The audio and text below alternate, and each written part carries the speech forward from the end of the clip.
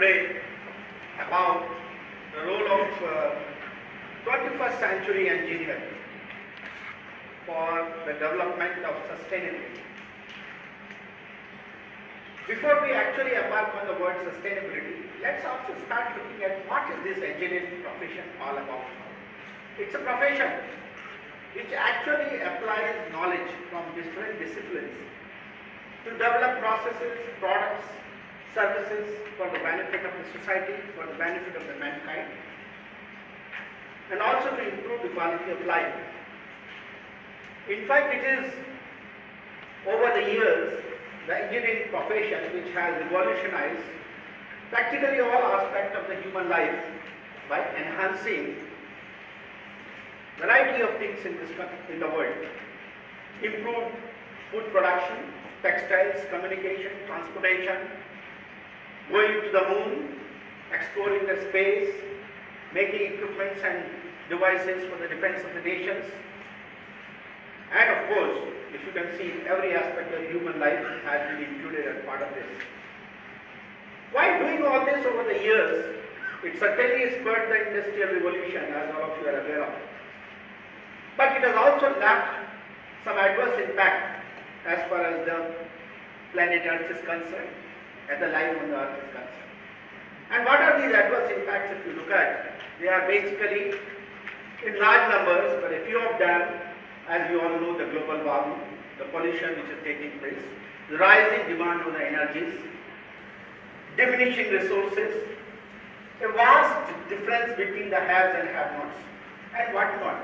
A climate change, this literally goes on. How do we overcome this problem? How do we mitigate this problem? The only answer that lies in front of us is to follow the path of development from the traditional development what we have been doing to what is called development through sustainability. For that we have to understand what is sustainability. Actually, sustainability is the process which takes care of the development of the present generation without compromising the ability of the future generations to exist and survive and live peacefully or meet their own needs. Sustainability actually has got three major components, as we call them: the society, the economy, and the environment. And if you look at when we start designing the products, designing systems, we have to take care of what is called the ecological concerns, the technical concerns, and of course the social concerns. Unfortunately, these concerns have been living throughout our life over the last so many centuries in isolated domains. These domains have survived within themselves. They have carried out the development without bothering about the impact it will have on the other domain or other pillars. Sustainability demands that we should have these domains coming together. That means the concern of the other is also to be looked at as an impact on the other pillar and how it is going to actually affect. Sustainability is achieved only if these three pillars are completely merged together. Looking at this, the United Nations actually identified major transformations which are required for sustainability, and they remain as the actual goalposts as far as the sustainability world is concerned.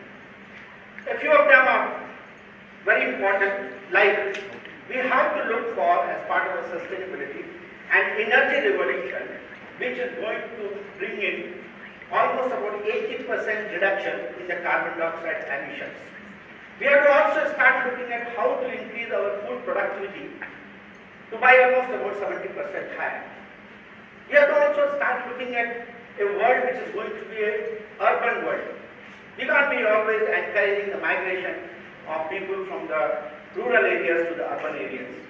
So we have to imagine an urban world, urban living, by providing all the amenities of the urban style in the rural areas, as we call Pura. We have to acknowledge the fact that this world is not going to remain a world of less than 6 billion people. Population is going to increase. So we have to adapt our thinking to the fact that it is going to be 9 billion tomorrow. And this rising population will demand a lot of transformations. Of course, the impact in sustainability is largely on the biodiversity. So it is important for us to maintain, protect, restore the biodiversity. All this will not happen unless we are in a position to combine the governance requirement, that means we strengthen our process of governance by ensuring that the private-public partnership brings in inclusiveness. The transformation in this direction will take place if we have change from the conventional style of development to sustainable development. And sustainable development would require that we use the vehicle of technology and the human resources. The engineers who are present there to develop technologies and the human resources which are present in the society have to use the vehicle of innovation, creativity, and finally the education, that is in terms of education and training. It's only through these three major aspects that we can get all the three pillars of sustainability satisfied. I would like now to give it to you a picture about how in a sustainable environment a product will be developed. A product development will require a full life cycle approach. That means right from material extraction to material processing to manufacturing to its usage to its retirement to its disposal, all have to be taken care of, and then only the sustainable development will take place. But it's just not these aspects of manufacturing. What is important is that all these elements have to be incorporated as part of our entire process of product development. Starting from design, one has to embed all the sustainability aspects when we are trying to do the design of the product. Design for functionality, design for manufacturability, design for ensuring that you use minimum resources in terms of energy and materials, design for leaving minimum or no negative environmental impact, design for manufacturability, and in that we have to take care of recycling, remanufacturability, and so on. And finally, design for minimum or very positive social impact, that is personal safety, operational safety, and inclusiveness. All have to be taken care of when we start designing the product. Similarly, we have to start looking at what processes will be needed for doing the manufacturing. And those processes also have to fulfill the conditions which are absolutely essential for sustainability. What are those conditions? Minimum wastage of the materials, minimum power consumption, minimum manufacturing cost, friendliness, and personal health, and of course operational safety.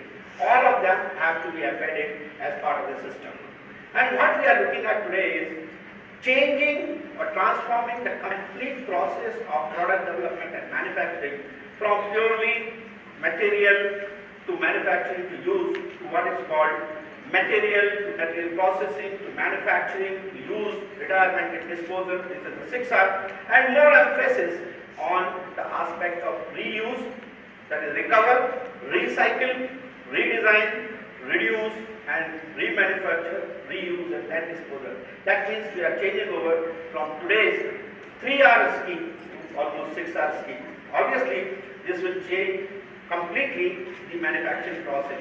Going from traditional manufacturing process, where we are concentrating mostly on improvement or replacement of the materials, to lean manufacturing, where there is minimum wastage, to green manufacturing, which has no net effect on the environment, and finally the sustainable manufacturing, which will ensure that you have all the 6R taken care of. So where is the innovation? Innovation will be in this: reuse, remanufacture, redesign, reshape, and recycle products. That is where the innovation will come. And mind it, if you bring that, you will be actually satisfying the requirement of circular economy, which is a word which is going to take shape in the years to come. That means you will enter into minimization of the natural resources as far as the country is concerned. Factories will certainly go a thorough change. What all adjectives we are adding as part of the sustainability will also go into the factories which are set up. They will leave minimum carbon footprint. They will have green logistics. Remanufacturing and recycling will be the requirement. And minimum hazards. Dematerialization. You will reduce the number of components in any system. You will minimize the minimum number of materials.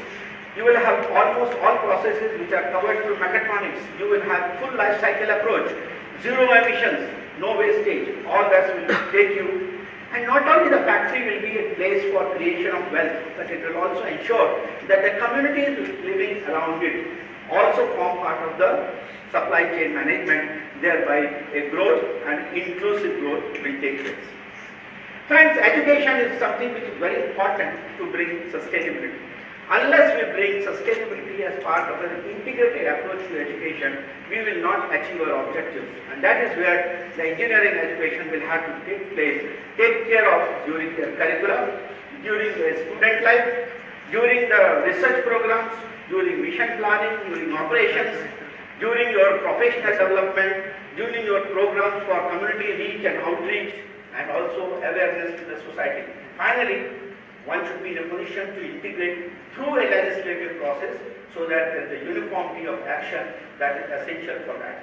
If you do that, then you will be able to bring in what we call as the ultimate leveraging of education for sustainability. Students, engineers of 21st century with that kind of an education background will have to develop certain skills which will be absolutely essential for the sustainability, and they are great analytical skills. We should be able to have creativity, so that has to be embedded as part of the process of development. Excellent communication skills, good leadership capabilities, high ethical standards, very agile, very flexible, very dynamic, and they should be what is called lifelong learners. In fact, what we are looking for is learning, unlearning, and then learning again. And finally, the student should be in a position to look at each and every problem with respect to what is called the socio-technical and the operational context. Having got these qualities, now you will have to make certain choices on the technology. What are the choices on the technologies one has to make? I think we have to find the answer in the way nature has grown. If you see the nature around you, you will find large number of innovations which exist. It's only for us to now pick up those which are relevant and which are going to help us. I'll give you an example of how the birds fly. We have designed aircraft after seeing the birds flying. But see the birds and see the aircraft. We have an aircraft which is all metallic aircraft, which guzzles tons of fuel, which pollutes the environment with carbon dioxide and other emissions and noise, whereas the birds fly smoothly and travel hundreds and thousands of kilometers. Now, gentlemen, if we had taken initiative from the birds, where did we deviate? We have to make sure that we go back to the nature's way of designing things. We have to find mechanisms which are existing in today's nature, and we should be in a position to meet the requirements. For that, we have to change the tack. We have to get into those technologies which will take us close to nature. Bioengineering, molecular engineering, cognitive engineering, information technology. I think it's the convergence of all these which will take us closer to nature for developing future systems. And if we do that, we can certainly go back to our old dictum of design, simulate, build, test and evaluate, and then go back to the drawing board if there is a requirement for us to get all the functionality parameters satisfied within the realm of sustainability. And that is how you will be able to make the correct choice. Now, what is the correct choice? Correct choice is directly related to what net impact it has got on the various aspects which are stipulated as part of the sustainability, and whether it meets the needs or not. So if you are on the left-hand side of this term, in the left-hand corner, then you have done a job. Then you are a good sustainability leader. But if you are on the right-hand side of the corner, then that means you are having adverse net effect. Meeting the affluence requirement in terms of luxury, that is not the technology which you should encourage. You should shun it. It's in between that we have to make choices to make sure that all the parameters of sustainability are satisfied. That will give you the capability to emerge as sustainability leaders. And the leadership would demand the 8 holistic principles which are listed here. But most important is that a sustainable leader should be able to provide resources for innovation and creativity. He should be able to facilitate what we call as sustainability outcomes. He should be able to invite diverse opinions and get the solution among those diverse opinions. He should be able to collaborate with variety of experts to get an optimum solution. He should be able to look at problems in an inclusive way. We should have the contentions of each and everybody taken care of. And then he should be able to appreciate the good work done by his teammates. What we are actually looking at is an adaptive servant leader of communities, customers, as well as our own colleagues. And that is what is important if you want to be a sustainability leader. Friends, I want to share with you something which is very important as far as the world is concerned. God has created the biological world with its own hyperspace elements as planet Earth, sky, oceans, and of course the living beings. They are in equilibrium through the ecosystem. We have created, and we means the engineers in a big way, have created an artificial world which has its own in hyperspace the elements like economy, the society, the technology, and the science. The biological world and the artificial world. The artificial world lives inside the biological world. Unfortunately, the biological world is growing at a slow pace, whereas the artificial world is growing at a very fast pace. As a result, there is a strain between the two.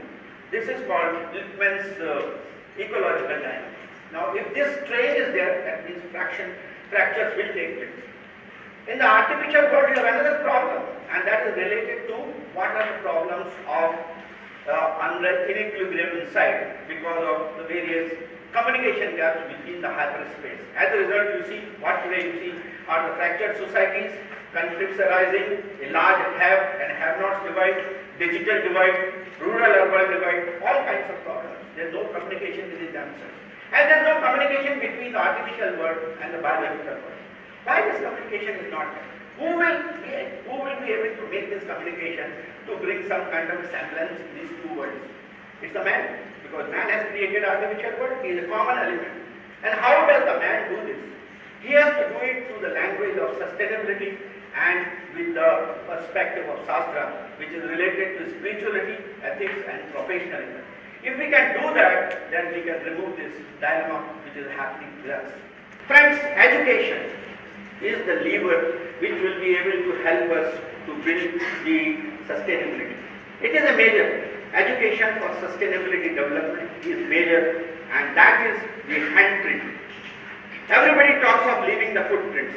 Friends, if you leave footprints, you are leaving a negative aspect as far as the planet is concerned.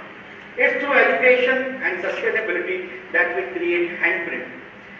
If you increase your handprint and if you decrease your footprint, then you will be able to achieve all the aspects of sustainability. And the 21st century engineer, through innovation, through creativity, and the abilities which we discussed, has to increase the handprint and decrease the footprint. Friends, join me in creating more and more handprints. Thank you very much.